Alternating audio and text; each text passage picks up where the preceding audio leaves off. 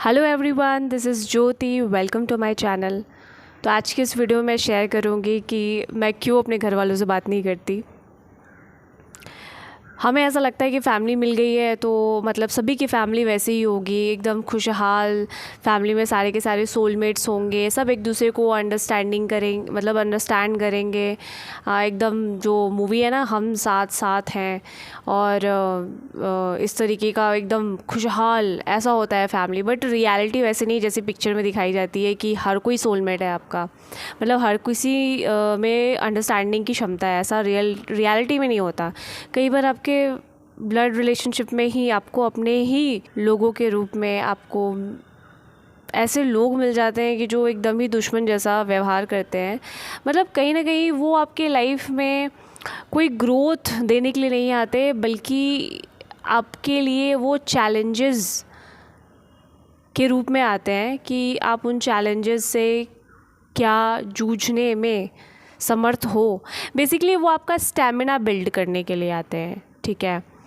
तो हम ये नहीं कह सकते कि कोई ख़राब है, कोई बुरा है या बहुत अच्छा है, ना तो बुरा है ना कुछ ख़राब है। तो यहाँ पे हमें फैमिली के रूप में कई बार ज़रूरी नहीं होता कि सभी को वैसी फैमिली मिली हो जो बहुत ही आपको प्रेज़ करती हो, बहुत अप्रिशिएट करती हो। ज़रूरी नहीं होता सबको वैसे माता पिता मिल जाए जो बहुत ही हेल्दी फंक्शन करते हैं, जो ठीक है बहुत ज़्यादा प्यार या प्रेम ना दे, लेकिन एक फिर भी घर का माहौल को एक बैलेंस्ड वे में रखने की कोशिश करते हैं, ठीक है, एक न्यूट्रल वे में रखने की कोशिश करते हैं। सबको ऐसा नहीं मिलता। तो अब मेरी जो फैमिली है ना, वो मेरे जो फादर हैं वो एकदम ही एक्सट्रीमली, उनको नार्सिसिस्टिक पर्सनालिटी डिसऑर्डर है। वो एकदम मेंटल हो चुके हैं, ठीक है। उनको ही नहीं पता कि वो मेंटल है, क्योंकि उनको बताने जाओ कि आपका ये इशू है, मतलब आपके अंदर ये कमी है, तब तो वो आदमी एकदम पागल हो जाता है। ऐसा पागल होता है ना कि वो किसी का मर्डर भी कर सकता है। और उसी का शिकार मेरे घर के बाकी सदस्य रहे हैं। मेरी मदर भी रही हैं, क्योंकि वो को डिपेंडेंट है, कम्प्लीटली फादर पे ही डिपेंडेंट रही है हमेशा, मेरी जो मॉम है, ठीक है। और मेरे जो ब्रदर्स हैं वो सब भी उसी चीज़ों का शिकार रहे हैं। जो मेरे डैड, मेरा जो बाप है, वो हमेशा जो नाटक करता रहता है, ड्रामा करता रहता है, उसी सब का हर कोई शिकार बना हुआ है, ठीक है, घर में। तो इतना ज़्यादा टॉर्चर होने की वजह से, इतना ज़्यादा घर में नेगेटिव इन्वायरमेंट बना हुआ है। मतलब बचपन से लेकर ना मेरे घर में मैं यही देखती आई हूँ, रोज़ मारपीट हो रहा है। मेरा बाप पगलाया हुआ है। अब वो पगलाया हुआ भी इसलिए ना, क्योंकि मेरे जो ग्रैंड पेरेंट्स हैं, मतलब जो मेरे ग्रैंड फादर थे और जो मेरी ग्रैंड मदर हैं, ठीक है, उन लोगों का भी वैसे ही पटता नहीं था, ठीक है। वो लोग भी पूरी ज़िंदगी वो झगड़ा ही करते आए हैं, ठीक है। तो मेरा डैड का भी वही है। तो बचपन भी वही उसी इन्वायरमेंट में गुजरा है। तो वही सारा चीज़ बस एक दूसरे पर ट्रांसफ़र होता जा रहा है, वही लूप चला आ रहा है। तो वो एक दूसरे पे ट्रांसफ़र हो रहा है। तो मेरे बाप का भी वैसे ही रहा है सीन, ठीक है। मेरे जो चाचा वाचा है ना, वो भी बिल्कुल उसी कैटेगरी में आ चुके हैं। सबके अंदर ना वही एक नार्सिसिस्टिक वाली जो ट्रेड्स होते हैं ना, वो सब मुझे नज़र आते हैं। सब में वही लूप की तरह घूम रहा है। तो इतना ज़्यादा ये नेगेटिव इन्वायरमेंट होने की वजह से मैं तो हमेशा से ही सोचती थी कि यार कब ऐसे इन्वायरमेंट से बाहर से निकलूँ, मतलब बाहर निकलूँगी और मैं एक खुली हवा में सांस ले पाऊँगी, मैं चैन से जी पाऊँगी, मैं सुकून से लाइफ बिता पाऊँगी। मुझे इन सब पे किसी पे भी डिपेंडेंट नहीं होना, ये कोशिश मेरी शुरू से ही थी। इसीलिए मैं पहले भी, इवन जब मैं 9th-10th में थी, तब भी मैं ट्यूशन्स वगैरह पढ़ाती थी। इसलिए नहीं पढ़ाती कि मुझे मतलब इससे बाहर निकलना है, बट कोशिश करती थी कि कुछ तो पैसे कमाऊँ भाई, मतलब कुछ तो थोड़े बहुत पॉकेट मनी अपना निकालूं। क्योंकि मुझे अपने बाप से पैसा मांगना ना बिल्कुल अच्छा नहीं लगता था। रीज़न इसलिए ना, क्योंकि उसने कई बार ऐसी हरकतें कर दी ना, उसने कई बार इतना इंसल्ट किया कि उस इंसल्ट के कारण मैं सोचती थी कि भाई ये वो इंसान नहीं है जिससे मैं कुछ मांग सकती हूँ। और एक बार उसने ये बात कही भी थी जब मैं घर पे थी, ठीक है, कि इतना टाइम हो गया बट ज्योति ने मेरे से कभी कुछ मांगा नहीं। कहाँ से मांगूंगी भाई, तुमने कुछ एक फ़ादर वाली फील कभी कराई ही नहीं मुझे कि तुम सच में फ़ादर हो, जिससे मैं सब कुछ कह सकती हूँ, जिससे मैं सब कुछ एक्सप्रेस कर सकती हूँ। ठीक है, अपने ठीक है उस तरीके से भी नहीं, बट एटलीस्ट इतना मैं बोल सकती हूँ कि मुझे ये तकलीफ़ हो रही है और मैं बोलते ही तुम समझ जाओ। लेकिन नहीं, बस फॉर्मेलिटी की, हाँ कुछ होगा तो बता देना, बस ये फॉर्मेलिटी, वो मैं समझ जाती हूँ जो लोग फॉर्मेलिटी करते हैं, सिंपल सी बात है। तो उसने, जब मैं छोटी थी ना, तो उसने एक बार मेरे को इंसल्ट किया था, जब वो उस समय मेरे जो बाप का बिज़नेस अच्छा खासा चल रहा था, तो कुछ एम्प्लॉयज़ उसके अंडर काम करते थे, और मैं उस समय रही होंगी शायद 4th क्लास में रही होंगी, बहुत छोटी थी। तो मैं ऐसे ही गई और शॉप में, और सब सारे एम्प्लॉय बैठे हुए थे और वो सामने था खड़ा। तो मैंने बोला पापा पापा मुझे 2 रुपये मिलेगा क्या? तो मेरे बाप ने सबके सामने इंसल्ट करके क्या बोला, 2 रुपये तो नहीं, 2 जूते खाने हैं। और सारे जो एम्प्लॉय थे वो हंसने लग गए। तो वो जो पहली बार जो मुझे बुली किया वो मेरा बाप ही था। तो ये जो हम हर जगह बुली होते रहते हैं ना बचपन में, कभी स्कूल में, कभी इधर उधर, वो बुली क्यों होते हैं? रीज़न इसलिए कि सबसे पहले जो बुली आपको किया है, जिसने आपके ऊपर धौंस जमाई है ना, वो आपके घर वाले ही होते हैं। और वही जो ट्रॉमाटाइज आप हो जाते हो, वही जो एक इंसिडेंट आपके मन में घर कर जाती है, वही आपको हर जगह ट्रिगर हो रही होती है। तो इतना वो मुझे इतना इंसल्टिंग लगा ना, वही इंसल्ट पूरी लाइफ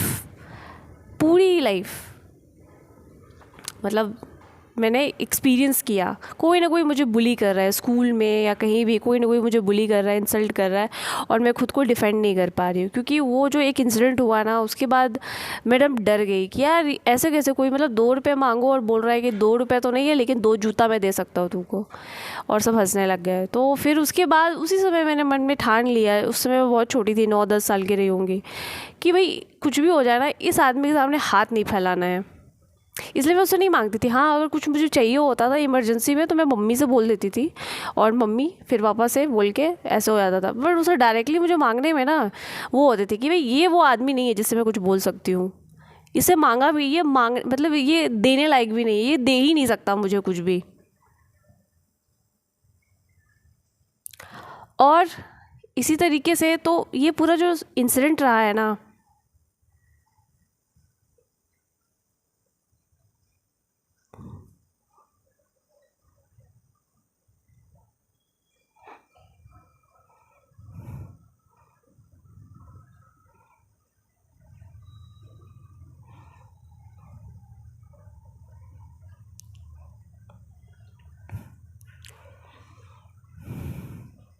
ऐसे ही हीलिंग होती है कुछ ना कुछ निकलता रहता है।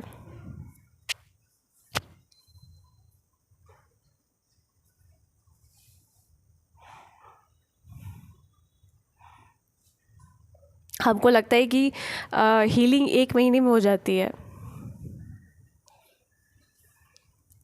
Sorry for this.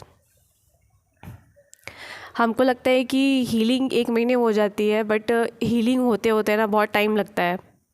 मतलब आप लाइफ को जीते जाओगे वैसे ही हीलिंग होती है। ऐसे ही कुछ कुछ बातें जो शायद ऐसे नहीं निकल रही होती, हमको लगता है कि वो चीज़ें हील हो गई हैं, बट वो ऐसे ही निकलती हैं, ऐसे ही बहती रहती हैं। तो अच्छा है निकल जाए। तो यार इतना नौटंकी वो करता था घर में, मतलब बचपन से मारना पीटना यही सब करना।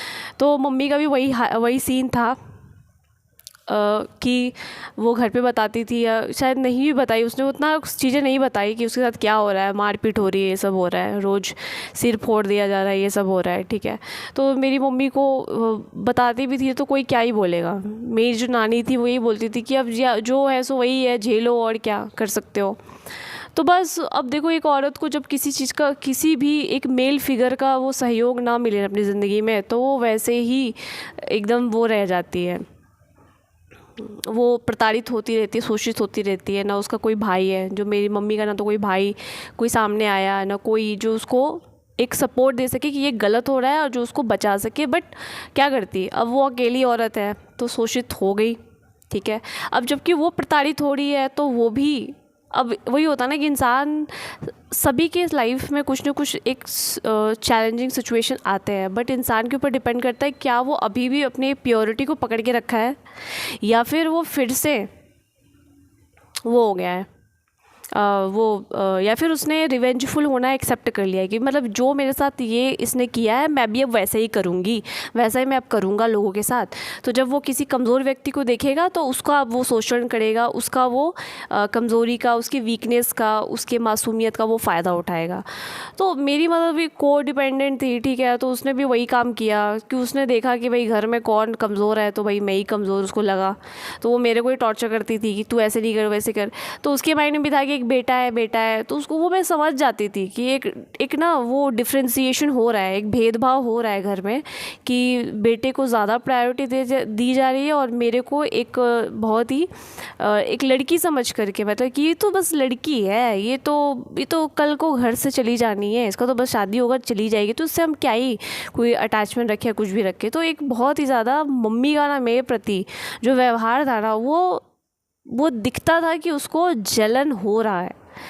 अब वो जलन इस सेंस में हो रहा है क्योंकि मेरा जो थोबड़ा है, वो मेरा जो शक्ल है ना, वो मेरे फादर की तरह है, ठीक है। तो हो सकता है कि वो खुन्नस मेरे ऊपर निकालती हो, मतलब खुन्नस इन द सेंस कि वो जो एक माँ का जो ममता होता है ना, वो मेरी तरफ नहीं आ पाया। अब कहाँ से आएगा, ऑब्वियस सी बात है।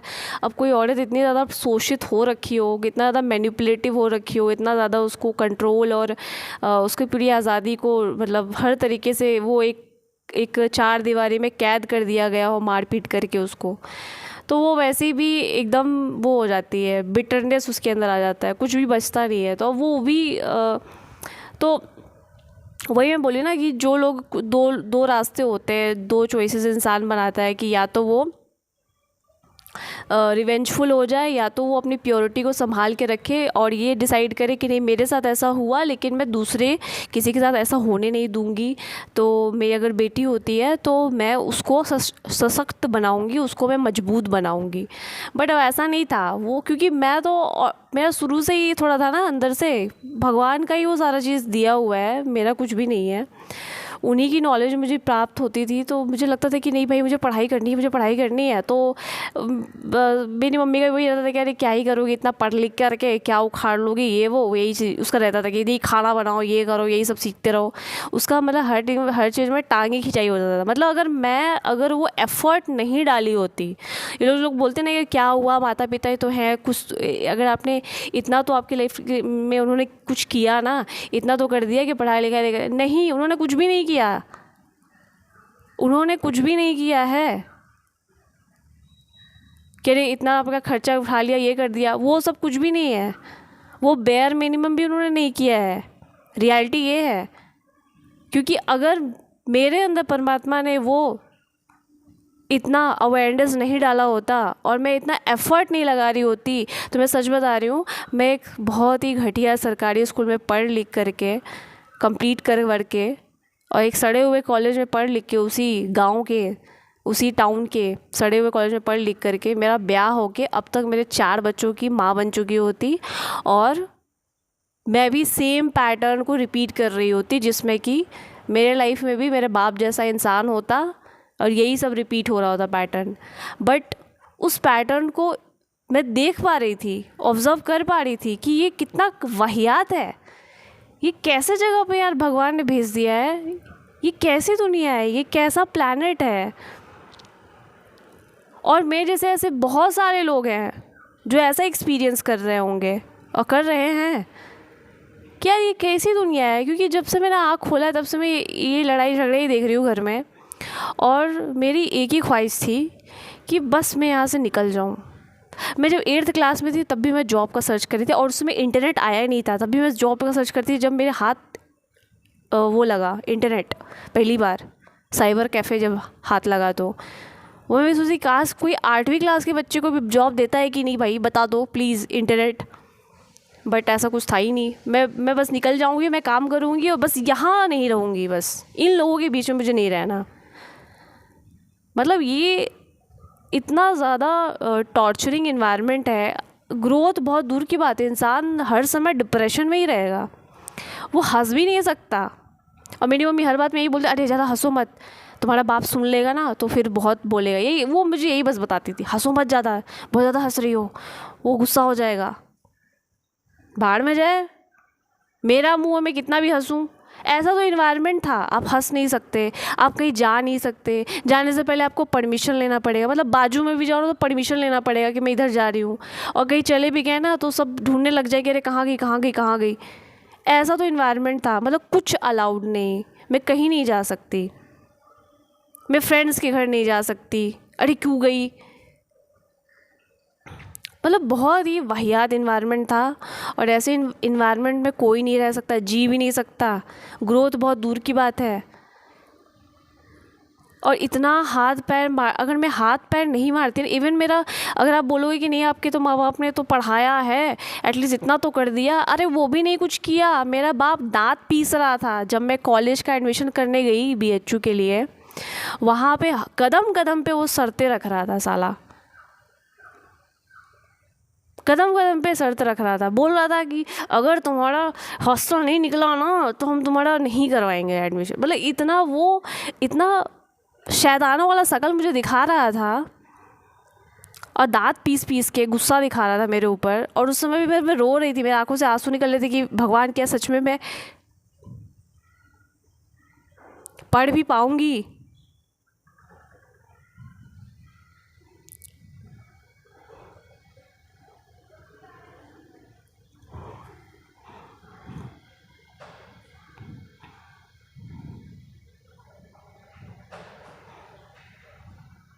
फिर से आंसू निकलने लग गए तो निकल रहा है, निकलने दो।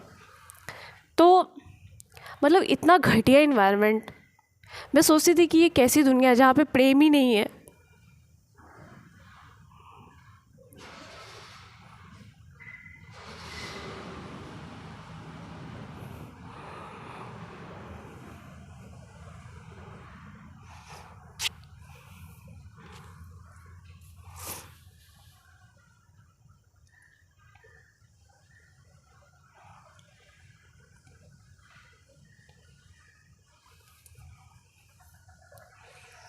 सॉरी, बस ऐसे ही सब निकल रहा है।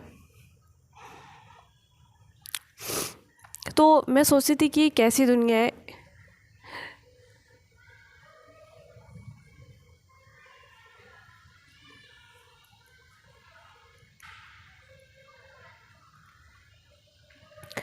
जहाँ पे प्रेम नाम की कोई चीज़ ही नहीं है। मतलब कहीं भी जाओ सब लड़ रहे हैं, सब झगड़ रहे हैं, सब एक दूसरे को छल कपट कर रहे हैं, हर जगह चालाकियाँ चल रही हैं। यहाँ पे कोई भी सब एक दूसरे से सब एक दूसरे का मतलब मिसयूज़ करने पे लगे हुए हैं। तो ऐसे लोगों के इन्वायरमेंट में रह के ना, जहाँ पे फादर भी मतलब इतना ज़्यादा नेगेटिव इन्वायरमेंट बना के रखा हुआ, रोज़ मारपीट, रोज़ गाली गलौज, इतनी गंदी गंदी गालियाँ देता था ना वो, इतनी गंदी गंदी गालियाँ। मतलब मुझे अलग से गालियाँ सीखने की ज़रूरत नहीं थी, दुनिया क्या सिखाती मुझे और टीवी क्या सिखाता। उस समय टीवी था ना बचपन में, तो टीवी क्या सिखाता, वो जितनी गालियाँ थी ना मैंने अपने बाप के मुँह से ही सुनी हुई हैं, उसकी मुँह से ही सुनी हुई है। रोज़ दारू पीता, रोज़ मारता, मतलब गजब का वो नार्सिसिस्टिक आदमी था, है वो अभी भी, ठीक है। तो मेरे को समझ में आ गया कि उसको सिर्फ कंट्रोल चाहिए, बस सब पे कंट्रोल रहे, कोई मेरे चंगुल से बाहर ना जा सके, ठीक है। सब मेरे ऊपर डिपेंडेंट रहे, कोई इंडिपेंडेंट ना बन पाए, और इंडिपेंडेंट बने भी ना तो ज़्यादा दिन तक ना रह सके, मेरे ही चंगुल में रहे। क्योंकि वही नार्सिसिस्टिक लोगों को ऑडियंस चाहिए होती है ना, वरना वो किस पे कंट्रोल दिखाएंगे, उनको सप्लाई चाहिए होती है, हाँ, वरना वो कैसे जिएंगे। क्योंकि वो खुद के तो अंदर से कुछ भी उनका है नहीं ना, सब कुछ बाहरी सोर्स पे ही वो डिपेंडेंट है, ताकि वो उससे उसको मतलब वो पेन पर ही रिलाय करते हैं। दूसरा अगर पेन में है, दूसरा कष्ट में है, तो उनको खुशी मिलती है दूसरों को पेन में देख करके। तो वही इतना गंदा माहौल। और मैं वही सोची कि यार निकलो यार यहाँ से, चाहे कुछ भी करो निकलो। मतलब मैं बाहर जाके मर जाऊंगी, बाहर जाके अगर मुझे भयानक मेहनत करनी पड़े, कुछ भी करनी पड़े, सब चलेगा, लेकिन बस इस इन्वायरमेंट में नहीं रहूँगी।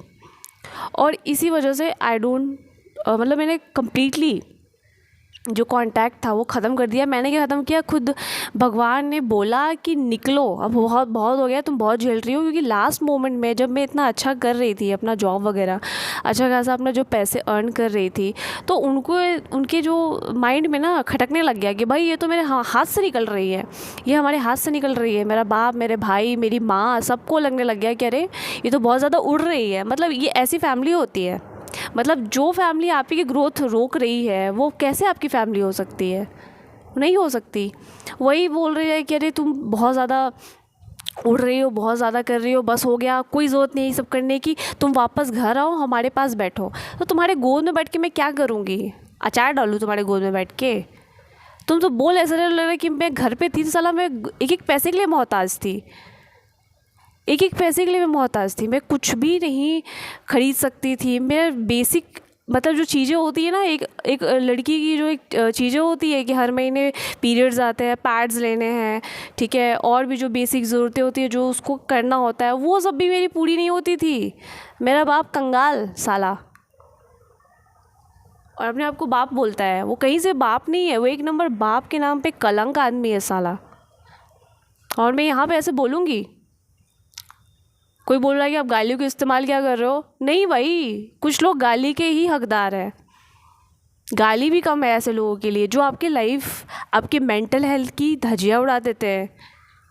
मतलब अगर इंसान गिव अप कर जाता फिर तो मैं तो स्वर्ग में होती, स्वर्ग में होती है। अभी यहाँ पे बैठ के मैं वीडियो नहीं बना रही होती हो अगर मैंने गिव अप कर दिया होता तो। इतना ज़्यादा टॉर्चर कोई नहीं झेल सकता।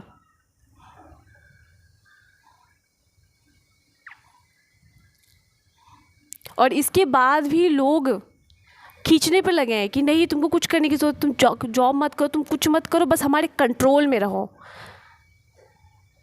और तुम क्या कर रहे हो? तुम अपने लाइफ में तो कुछ कर नहीं रहे, भिखारी बन के बैठे हुए हो। और कोई अपने लाइफ में इतनी मेहनत कर रहा है, आगे बढ़ने की कोशिश कर रहा है, तो तुम्हारे हाथ में, तुम्हारे शरीर में खुजली मच रही है कि कैसे ये बढ़ सकता है। अरे भाई मेहनत की है उसने, इसलिए बढ़ रहा है।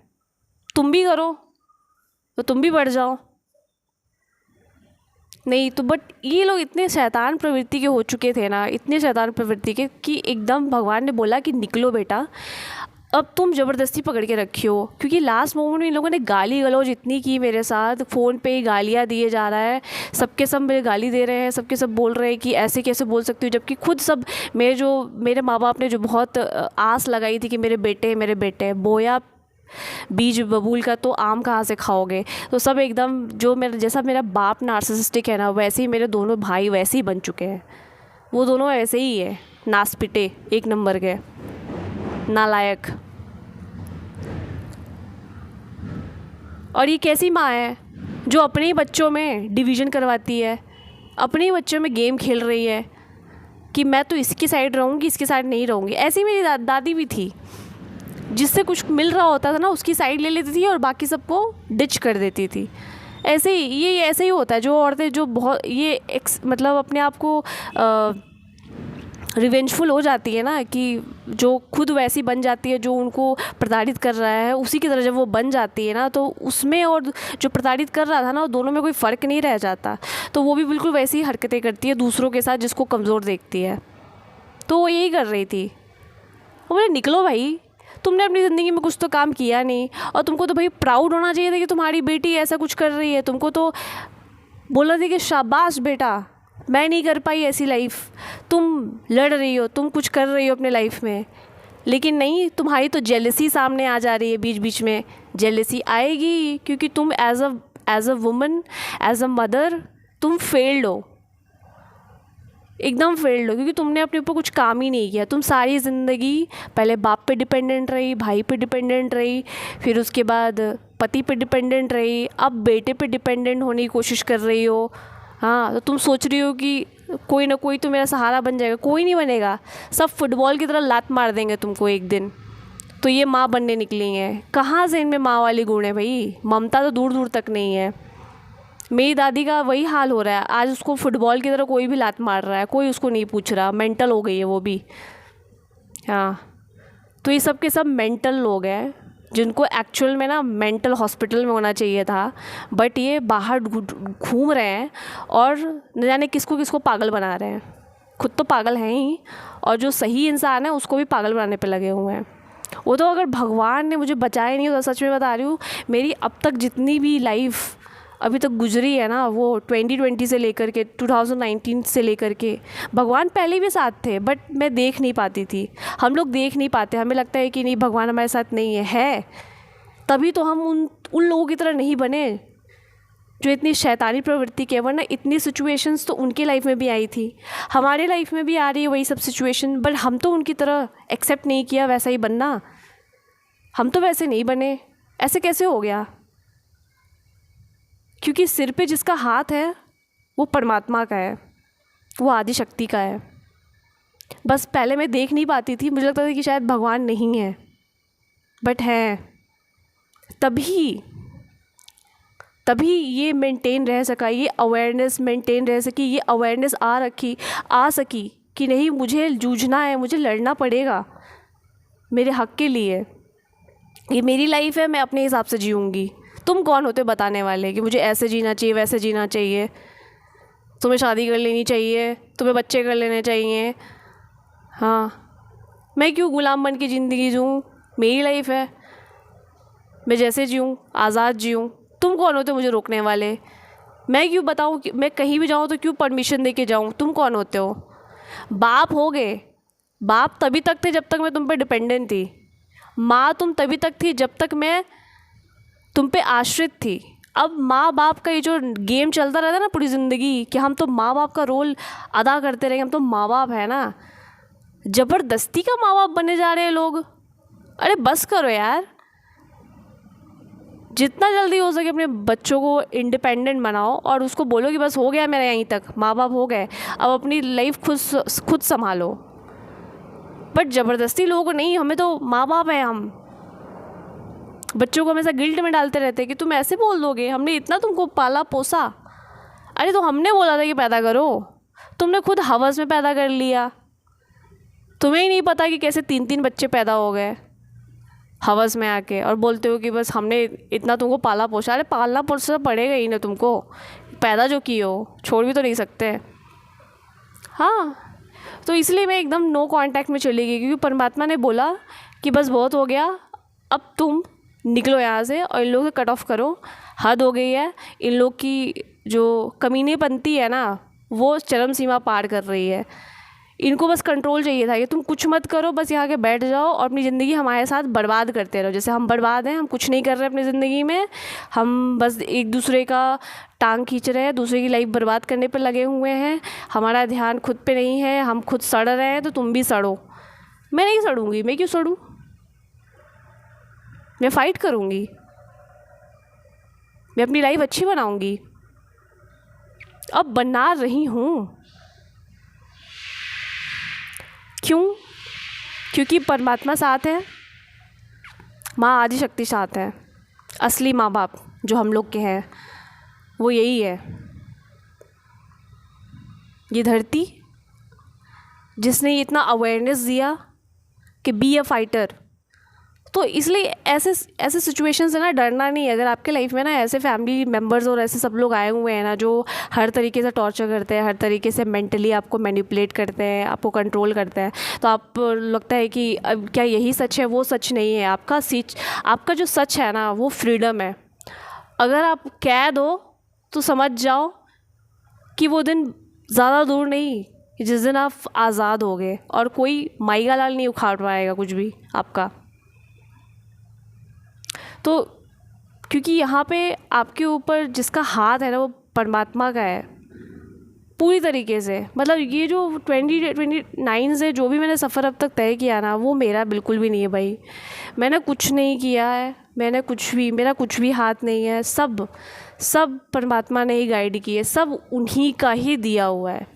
मैंने कुछ नहीं किया, लिटरली मैं बता रही हूँ, सिर्फ सरेंडर किया है। और इस लाइफ ने रास्ते निकाले हैं जो रास्ते कभी नहीं निकल रहे थे।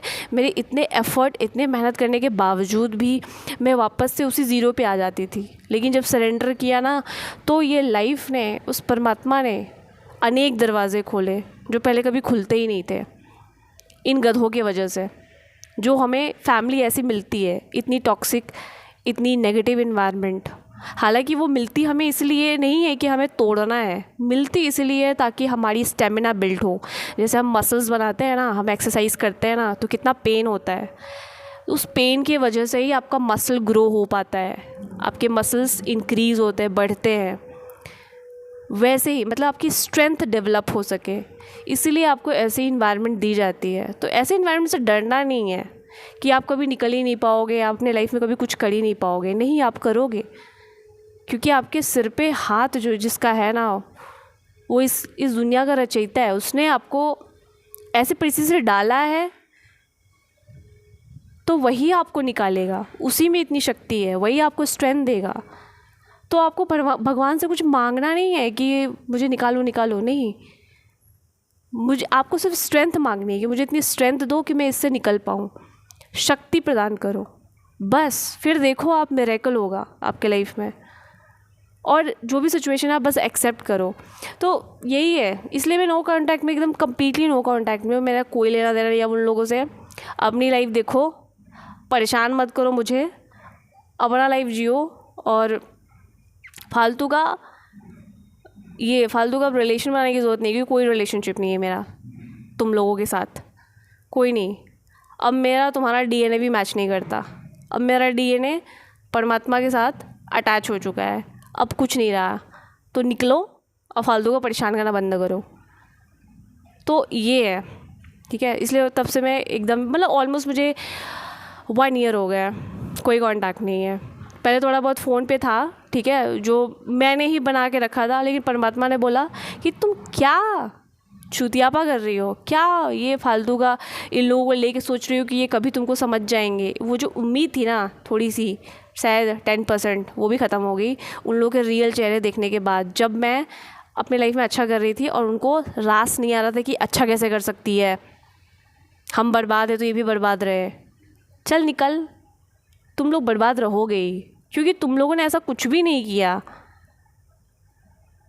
ना तो अपने पे खुद पे काम किया, ना तो जो काम कर रहा था उसके भी टांगे खींची है, उसके लिए भी तुमने बद्दुआएं दी हैं, उसको भी तुमने बद्दुआएं देने की कोशिश। तुम लोग क्या सोच रहे हो? ऐसे फैमिली लोग सोचते हैं कि ये, अरे हम इसको बद्दुआ, क्योंकि इन लोगों की ना एक ही हैबिट होती है ना, बद्दुआ देने की। किसी को भी ना बस मेरे कंट्रोल में नहीं आ रहा तो बस को बद्दुआ दे दो कि तुम ऐसे नहीं मानोगी ना तो ठीक है, तुम्हारा एक्सीडेंट हो जाएगा, तुम कहाँ गिर जाओगी। मतलब इनके मुंह से बस बद्दुआ निकलती है, बट इनको पता ही नहीं कि तुम्हारी बद्दुआ लग ही नहीं सकती भाई। किसी अच्छे इंसान को बद्दुआ आपकी नहीं लग सकती, चाहे कितना भी दे लो।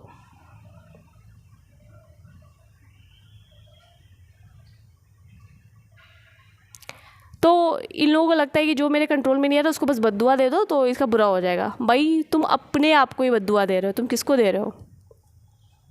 तब से मैं नो कांटेक्ट में हूँ, कुछ लेना देना नहीं है। भाड़ में जाओ, एकदम टाटा बाय बाय, अपनी लाइफ संभालो, अपनी लाइफ का देखो, ठीक है। मुझे तुम्हारी ज़रूरत नहीं है, मेरे साथ परमात्मा है और दैट इज़ इनफ। मेरे साथ पूरा वर्ल्ड है, मेरे साथ पूरी सोल कम्युनिटी है, सब हम लोग, जो रियल फैमिली है वो है अब मेरे साथ। तो अब किस बात का डर? तो आज के वीडियो में इतना ही, बहुत रोई मैं। Thanks for watching. मैं मिलती हूँ नेक्स्ट की वीडियो पे। Till then bye.